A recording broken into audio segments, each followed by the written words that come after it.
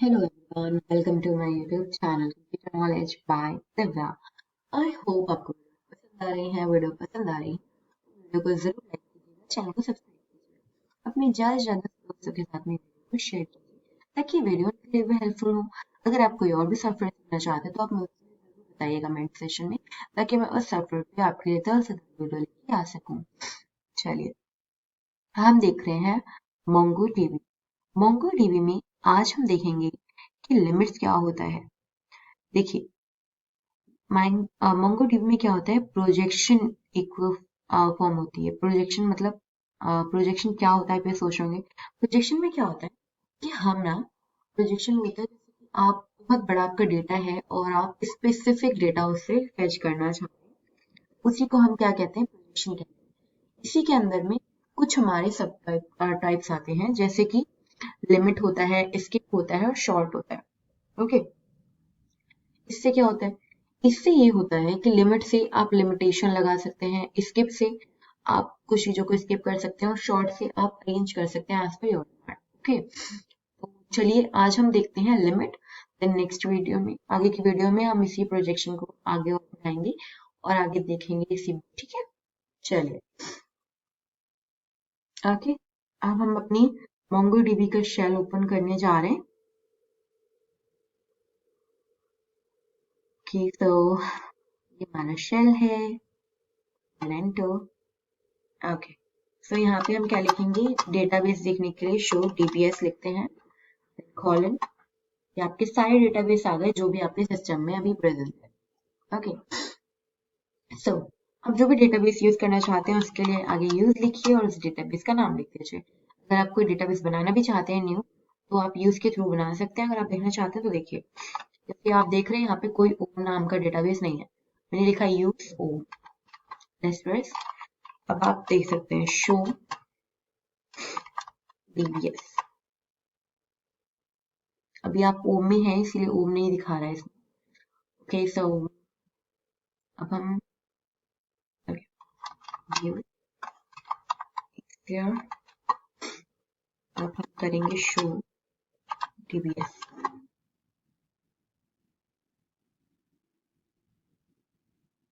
Okay, enterprises ओम, ओम में थे इसलिए हमारा ओम नहीं दिखाया था। ओके, सो ये भी प्रॉब्लम है कि यहाँ पे अगर आपने कुछ उसमें डेटा भी डाला है तो शायद नहीं दिखा। ओके, चलिए अब हमारे डेटाबेस पे आते हैं जो हम यूज करते हैं, ये यूज दिव्या। हम दिव्या डेटाबेस को यूज कर रहे हैं अपनी सारी वीडियो में, तो यहाँ पे वही यूज करने वाले हैं। ओके, सो इसके टेबल देखने के लिए हम शो कलेक्शन सीखेंगे।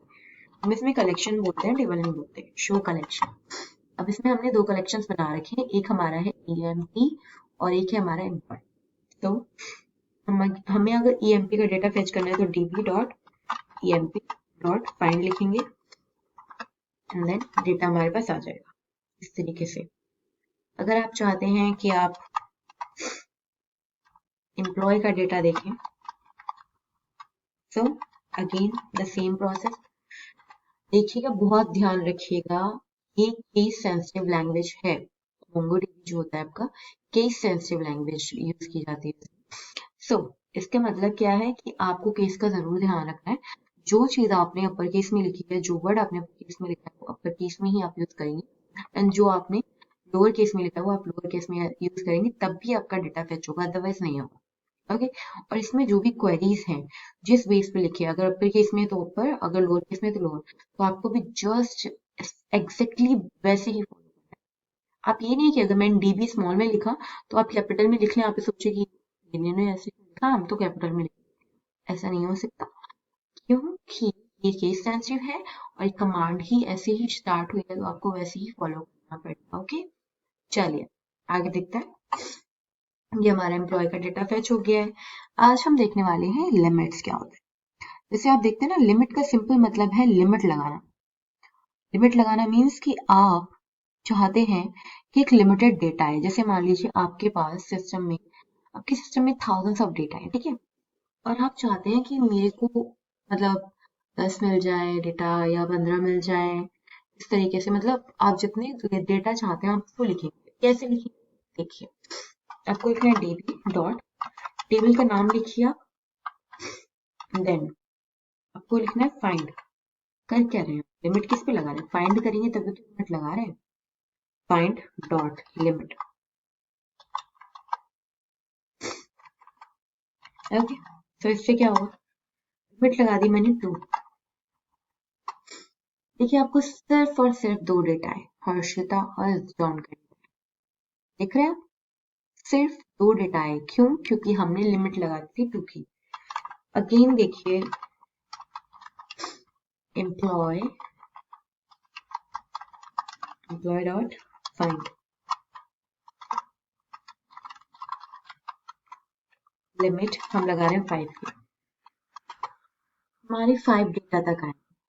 कैसे, अगर आपको लग रहा है नहीं नहीं 5 नहीं, ये तो कम लग रहे हैं, यहाँ से हमने लगा रखा है। सो काउंट कर लीजिए, first second third fourth fifth, 5 data आ गए हमारे पास। अब आप देखिए अगेन हम क्या कर रहे हैं, लिमिट का ही देख रहे हैं, एम्प्लॉय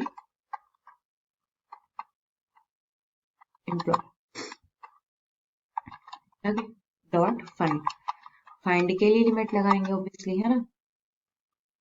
अब फाइंड में कुछ होता है ना कि हम स्पेसिफिक वे में फाइंड करना चाहते हैं। देखिए यहाँ पे सैलरी तो है, तो हम क्या लिखेंगे, सैलरी पे हम लिमिट लगा रहे हैं। कैसे, देखिए इस तरीके से आपने क्या किया, दिया। अब यहाँ पे सैलरी पे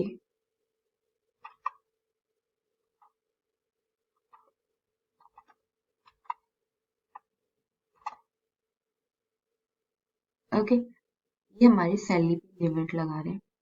अब कैसे, सैलरी 1 लिखेंगे मीन्स कि आपको सैलरी चाहिए, जो नहीं चाहिए होता उसके आगे हम 1 नहीं, ओके। 1 लिखा है मीन्स आपको सैलरी देखनी है, एंड देन आगे आ जाइए आप, और आप यहाँ पे डॉट लीजिए और लिमिट लिखिए, देन आप लिख दीजिए 2 3 जितना भी आप चाहते हैं, देन एंटर।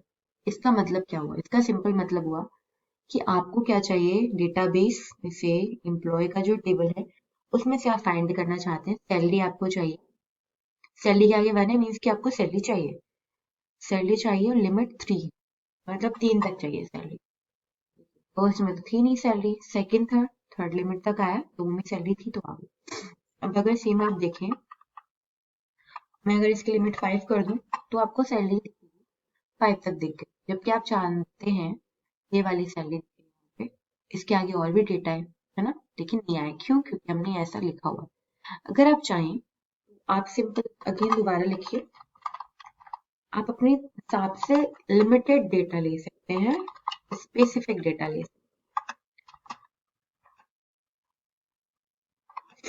ओके। अब यहाँ पे नेम किस तरीके से नॉर्मल है, नेम लिखे हमने, देन हम क्या चाह रहे हैं कि नेम दिखे तो 1 लिखते हैं, ऐसे हमने इसको बंद कर रहे हैं। ये हमारा डेटा, यहाँ पे हमारे क्लोज है, देन लिमिट, और हम लिमिट में कितना लगाना चाह रहे हैं, हम चाह रहे हैं 2, ओके। चेक, आपको सिर्फ नेम लिखा है फर्स्ट एंड सेकंड तक, फर्स्ट में नहीं था कुछ भी, देन हमारे सेकंड का दिखा दे। अगर आप इसके बढ़ा दें वैल्यू तो 6 तक कर दें, 6 तक आपको सारे नेम दिख गए हैं, जो भी नेम है, क्योंकि हमने नेम के आगे 1 लिखा है, ओके। अगर आप नेम के आगे 1 नहीं लिखते तो क्या होता कि आपको नेम नहीं दिखता, ओके।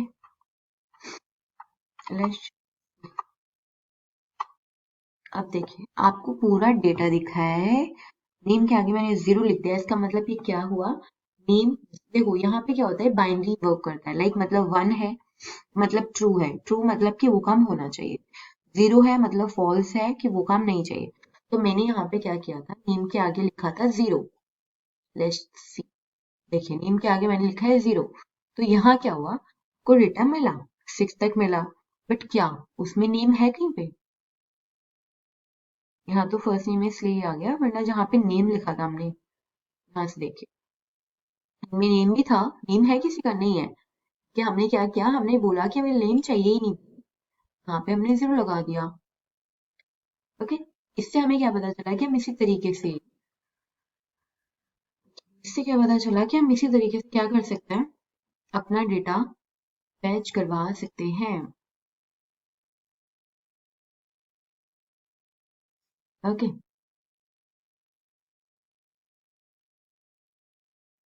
चलिए यहाँ पे हम देखते हैं।